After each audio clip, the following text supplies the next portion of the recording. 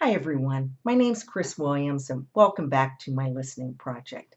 Today, our topic is anger, and I call it Seeing Red, and we'll talk about that in just a minute.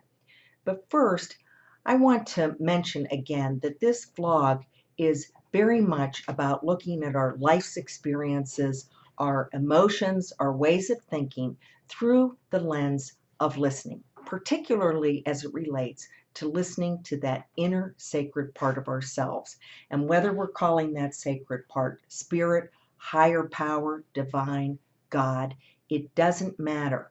The defining feature, though, is that this part of ourselves is eternal, where there is eternal wisdom and eternal beauty and eternal purity and eternal love, the place where the well never runs dry. And as humans, we can only do so much. But if we're able to access this inner part of ourselves, then we're able to tap into that universal God force to support us in our lives, but also help us live to be our true, authentic selves.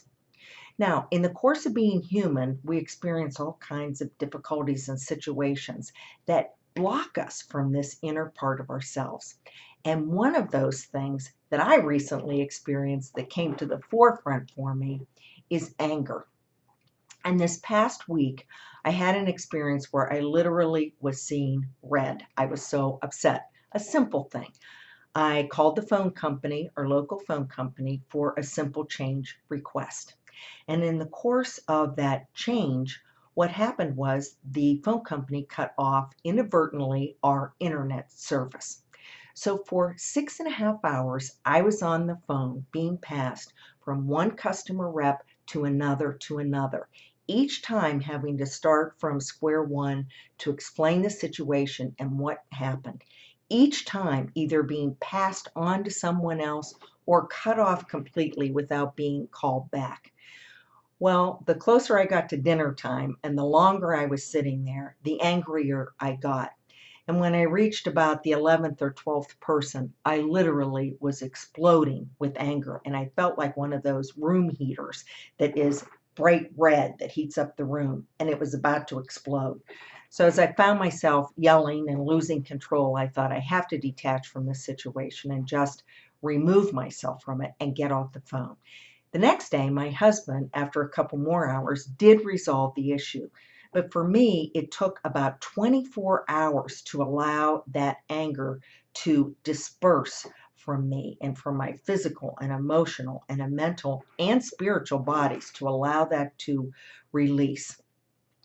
So, in our lives as humans, we all experience anger. And in fact, anger isn't all bad. Sometimes anger can motivate us if it's used productively and constructively to do some very good and honorable things.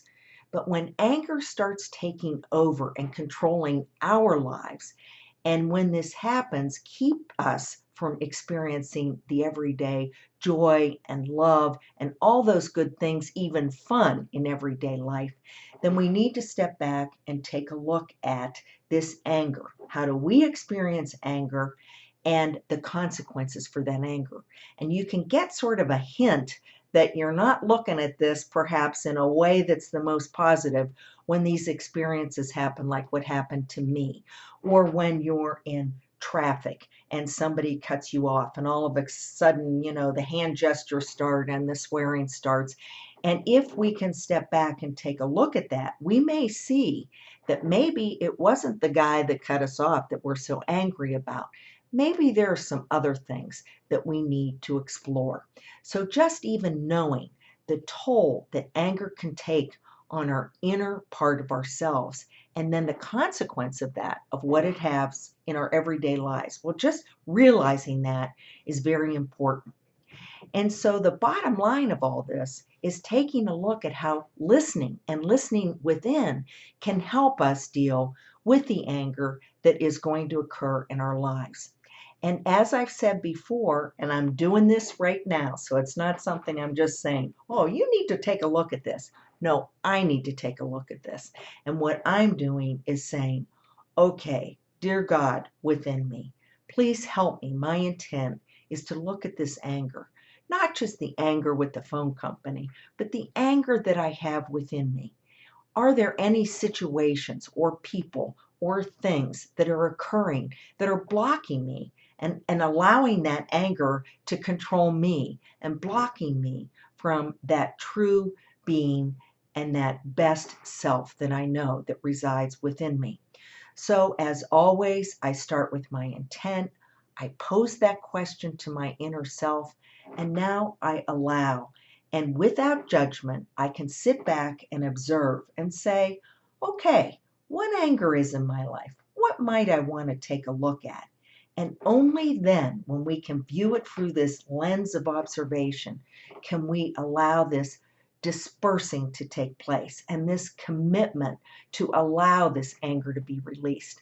Now, there's a lot more, as always, that we could talk about related to this. But for now, if any of you want to join me, please do so in looking at ourselves and looking at that anger, seeing if it controls us, and any consequences we're experiencing from any anger we might be holding.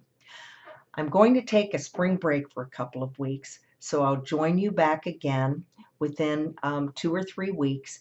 And as always, may the listener in each of us grow and flourish.